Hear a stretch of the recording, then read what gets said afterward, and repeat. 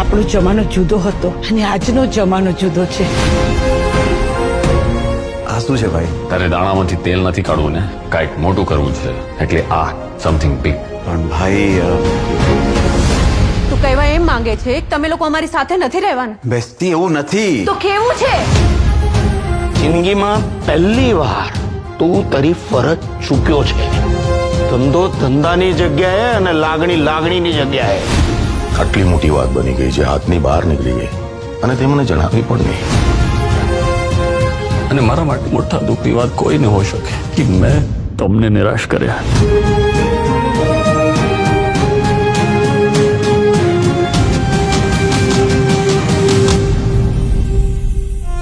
સંબંધો એકલા લાગણીથી નહીં પણ સમજણથી સચવાતા હોય છે.